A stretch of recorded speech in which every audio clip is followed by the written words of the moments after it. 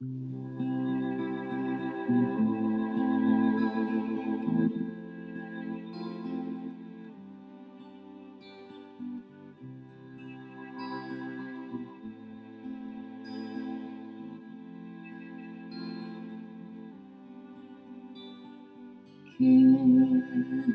changed your mood? You've gone all sad, so I feel sad too. I think I know some things never outgrow. You think it's wrong, I can tell you do. How can I explain? You don't want me to.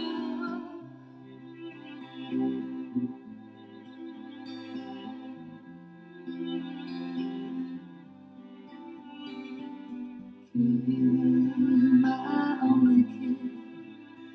You look so small. You've gone so quiet. I know you know what I'm about. Won't deny it, but you forgive. You don't understand. You've turned your head. You've dropped my hand. All my sorrow, all my blues, all my sorrow.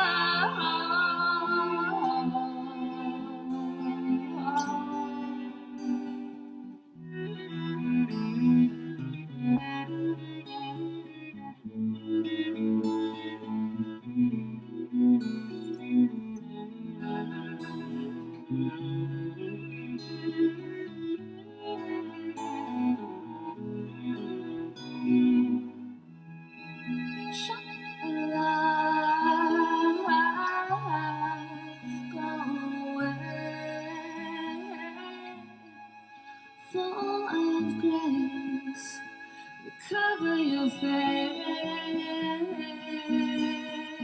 Kid, precious kid, your eyes are blue. You won't cry, I know. Angry tears are too dear. You won't let them go.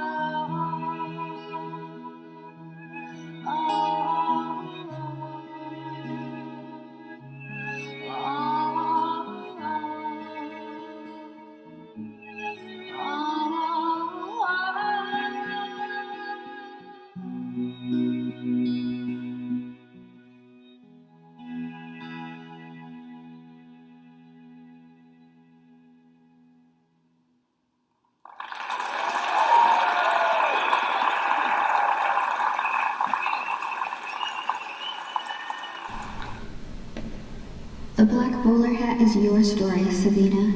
It belonged to your father and his father before him, the mayor of a small town in Czechoslovakia. You, a rebel, who betrayed your father when he destroyed love. You betrayed communism, another father, and when your father died, he left everything to your brother, and you declared the bowler hat your sole inheritance. And then you met Tomas, and he saw the bowler hat as a mark of individuality, and it became a sexual symbol when you looked into a broken mirror as you undressed down to your underwear and laughed at the image of stark femininity violated by the pure masculinity of the bowler hat still on your head.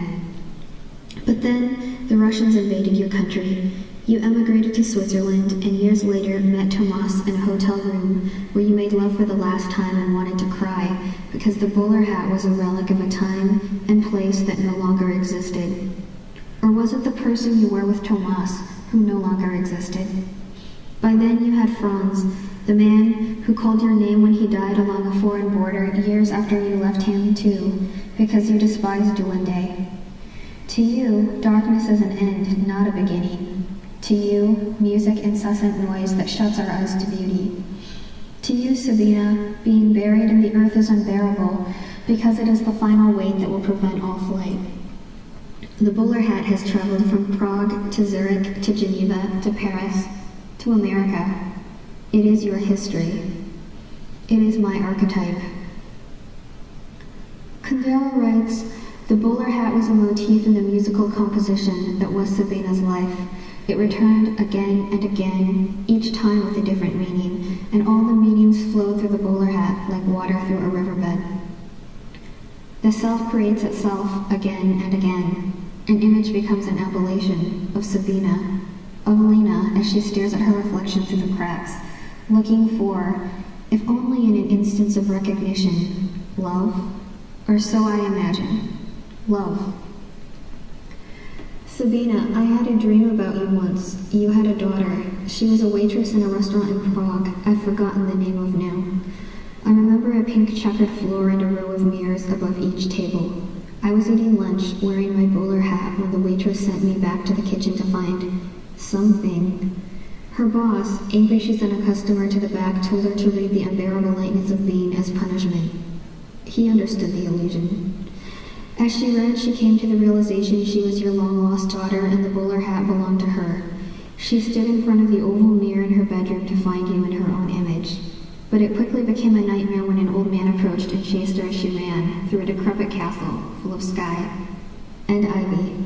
She ran and ran, straight into nihility. Before I moved to Nashville, a friend reads for me from her deck of Zen Buddhist tarot cards. I want to fall in love, but my own mind is holding me back. Is it my mind or its lack of creativity? I saw The Unbearable Lightness of Being for the first time when I was 19. There is a scene where Teresa takes photographs of her husband's mistress, Sabina, without any clothes. As the two women roll around on the floor, naked and laughing, I wonder if they're having sex. The album won't be released on DVD for another couple of months, and I have no idea how I'm supposed to have sex with a woman. My own mind apparently wants nothing more than to roll around, naked and laughing. But then it happens. A Holocaust survivor stares into the eyes of the man in love with the Nazi who tried to incinerate her in the fire that took her mother's life. As she looks into his eyes, I look into hers. The scene drags on and the rest of the theater grumbles, but I see only Lena Olin's face, framed in the camera, and me standing up in my seat, mouth open, as I look at her. I am overcome, I think. So overcome, I've never seen beauty before like this.